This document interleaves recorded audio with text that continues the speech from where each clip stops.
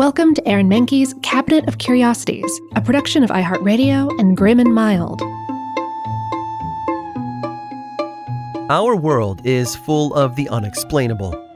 And if history is an open book, all of these amazing tales are right there on display, just waiting for us to explore. Welcome to the Cabinet of Curiosities.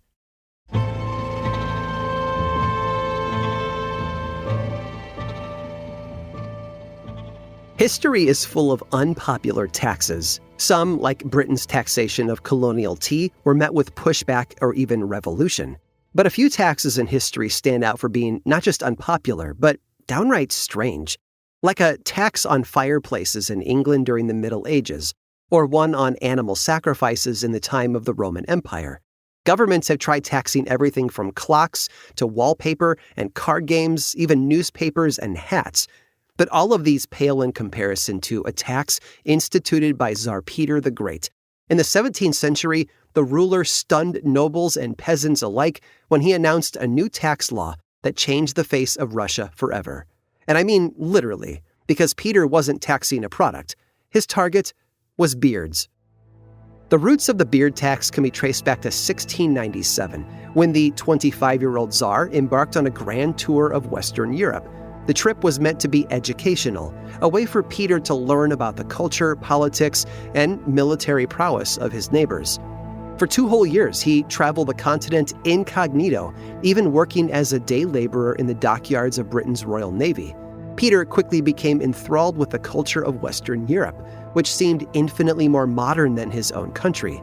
By the time he returned home in 1698, he was convinced that Russia needed a serious makeover. First thing on the chopping block, men's facial hair. It seems that those long beards that were common throughout Russia were out of style in other countries. This was mostly practical too, like heavy coats. Beards made more sense in a country known for its brutal winters.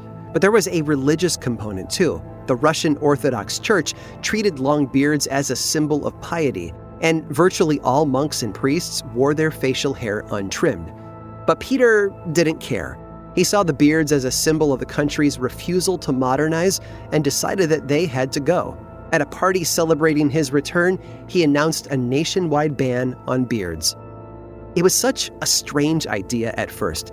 People thought that the Tsar was joking, and that wouldn't have been surprising. Peter the Great was a notorious jokester, known for throwing destructive feasts and parties.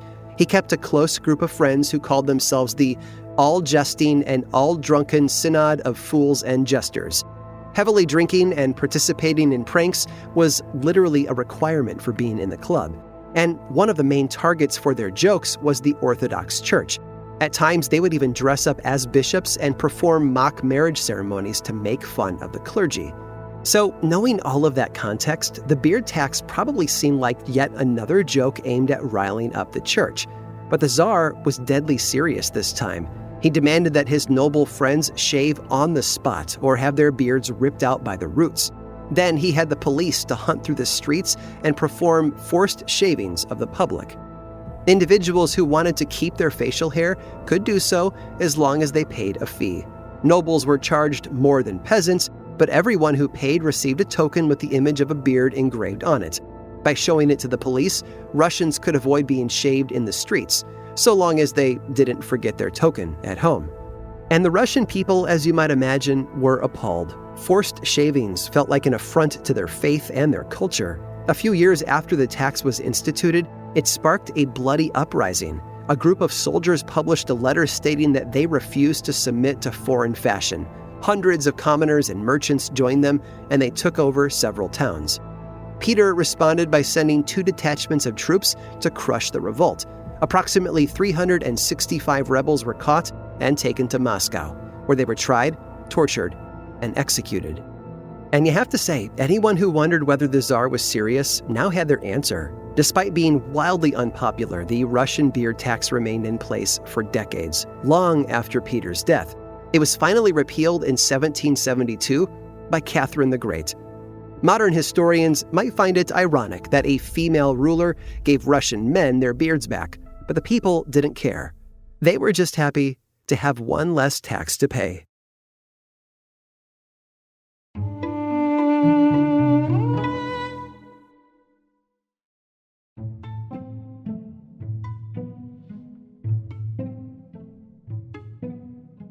So much of our history is hidden, buried under layers of dirt and silt. It's just sitting there, waiting to be dug up like a toy in a sandbox. Thanks to hundreds of years of excavation and study, we've been able to learn about and understand the creatures and civilizations that came before us. From dinosaurs and ancient burial practices to magnificent structures and old tools, we know a lot more about our world than we used to. But every once in a while, we unearth something that defies explanation. It forces us to confront the limits of our understanding.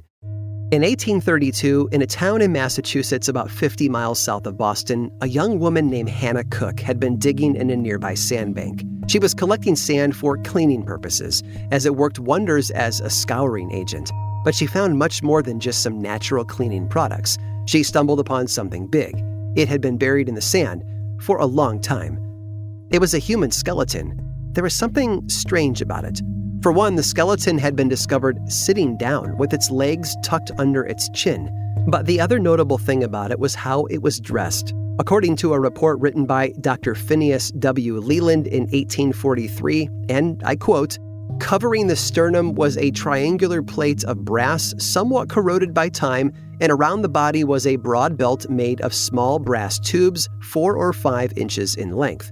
As for the body itself, an Illinois lawyer in 1837 noted how the skull had deteriorated, but the teeth were mostly intact. They indicated the body had been that of a young man. There was still even a little bit of skin in certain places, like around the shoulders and on the back.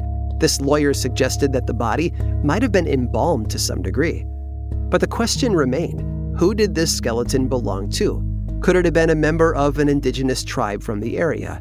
A historian in the late 1800s claimed that the body had been buried according to Wampanoag customs, so it was possible.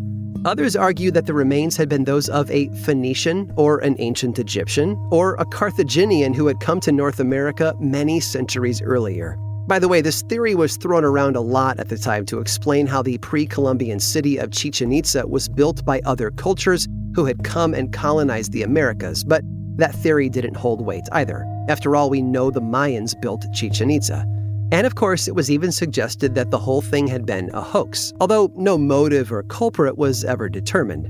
Eventually, the skeleton was sent to the Fall River Athenaeum for further study, and that's where it was observed by one man in particular, Henry Wadsworth Longfellow. The poet and author thought that maybe the remains were Norse, meaning they had belonged to a Viking. He wrote a poem titled The Skeleton in Armor, which told the story of a Viking warrior who sailed to a new land with his bride and built a life with her until her untimely death. The poem was published in 1841, 2 years before a tragic accident that would change the fate of the actual skeleton forever. You see, in 1843, 2 young boys had been firing a small cannon when they ignited a fire. That fire grew into an uncontrollable blaze that destroyed 20 acres of Fall River.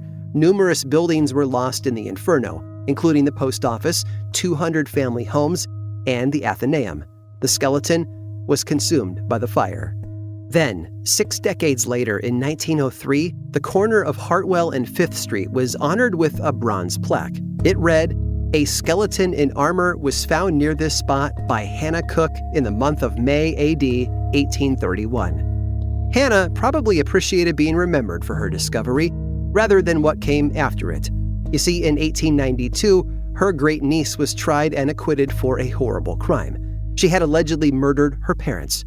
And that girl's name? Lizzie. Lizzie Borden. I hope you've enjoyed today's guided tour of the Cabinet of Curiosities. Subscribe for free on Apple Podcasts or learn more about the show by visiting curiositiespodcast.com. This show was created by me, Aaron Mahnke, in partnership with How Stuff Works. I make another award-winning show called Lore, which is a podcast, book series, and television show, and you can learn all about it over at theworldoflore.com. And until next time, stay curious.